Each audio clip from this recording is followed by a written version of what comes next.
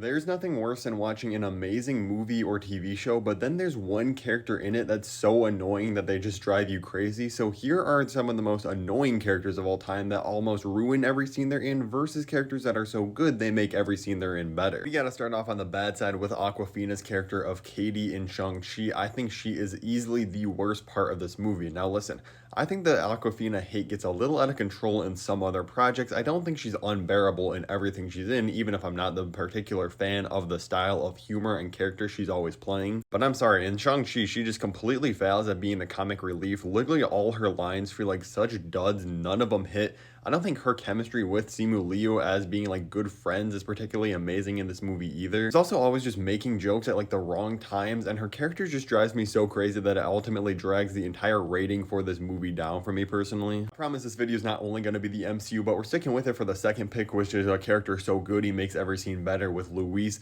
Him in these first two Ant-Man movies is so hilarious, kind of the complete opposite of Awkwafina. Everything he says I'm laughing at. His chemistry with Paul Rudd is incredible, and his presence missing in Ant-Man and the Wasp: Quantumania is a huge reason why that film didn't feel as good as the first two in my opinion. It's like there's lots of other problems with it, but if Luis was in it, it would still be a way better movie. I think it's pretty well known that I'm lower on the Bad Batch than a lot of people, and a huge reason, if not the sole reason for me being so low on the show, is because of the main character Omega. And this is such a problem because she's literally on screen like 90% of the time, but I cannot stand anything about this character. First of all her lines are so cringy in my opinion. The line delivery, none of it works. Over half of the episodes in the first two seasons also revolve around the same plot of the Bad Batch doing some mission or something. They succeed in their mission and they get the loot or whatever the end goal was, but Omega messes it up somehow. They have to either go back for her or leave everything behind or leave the mission entirely because of something Omega did, and she just messes up everything. And I understand why the character is like that, but it doesn't make it any more enjoyable to watch. I ultimately feel like Star Wars was just trying to force in another like cute, adorable character for fans to go crazy over, like a baby Yoda,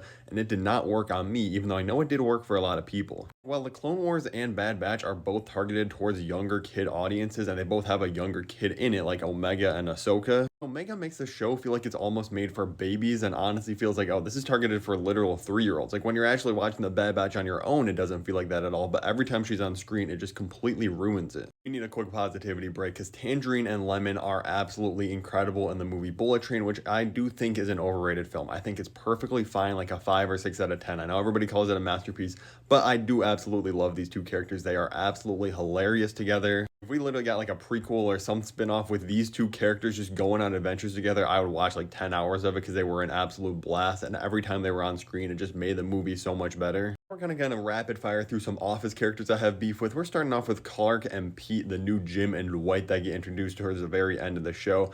I don't think I've ever laughed at a joke or scene involving these two characters. I just do not like them whatsoever. I don't get what they were trying to do with them. Erin's another character in The Office that just drives me crazy. I understand the point of her character is that she's like this ditzy, clueless, and honestly supposed to be an annoying character. But again, because a character's supposed to be annoying does not make it more enjoyable to watch, and she is just driving me crazy this entire show. But I actually think one of the worst Office characters comes in its search for a new boss after Michael Scott left because they tried so hard to replace him with so many different characters. I think Nellie had to have been the worst boss they brought in.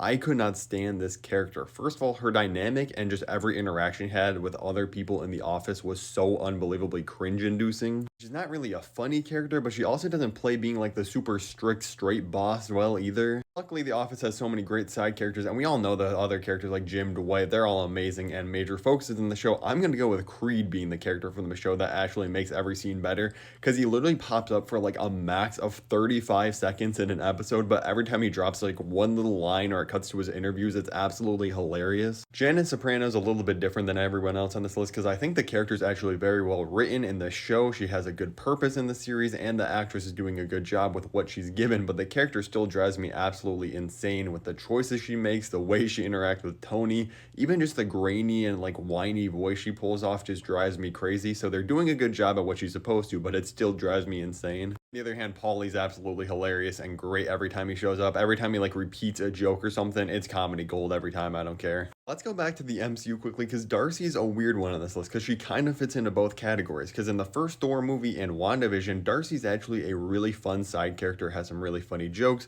and overall just adds a lot of joy to those things in my opinion. But in Thor: The Dark World, they overdo her humor so badly that it just becomes cringeworthy. I don't know if it's just the curse of being in one of the worst MCU movies in Thor: The Dark World that made the character so bad, or if they knew this movie is super just grim and dark for no reason, so they try to overcompensate with Darcy's character, but none of her lines in this movie hit, and honestly, it drives me crazy, which, like I said, is kind of weird because I like her in the other MCU projects. Gabi from Attack on Titan absolutely ruined every scene she's in. Listen, I understand it's a kid. You shouldn't feel this hatred towards her. I'm sorry, I do. I understand she grew up in this very complicated time in very complicated circumstances. I understand why she is the way she is, but as I've been saying, just because they have a reason to be annoying doesn't make the character more enjoyable to watch. Like the voice acting of this character and just everything she's saying or whining about absolutely drives me crazy. I can't stand listening to this character. I'm sorry. And I won't spoil what happens, but she does have one major moment if you've seen Attack on Titan. And you know that I will never forgive her for, so she's gonna be on this list no matter what. Sonic 3 was so much better than the first two Sonic movies, and pretty much the sole reason is A, because Jim Carrey having an absolute blast, but he's such a major character in all three, I didn't think he should be included just because he's a bigger character. And I know Shadow does have a big role in Sonic 3, but the fact that he just came in the third movie in this franchise and was absolutely the best part of every scene he's in, his backstory was great, Keanu Reeves killed the voice acting, his action sequences in this film are few and far between,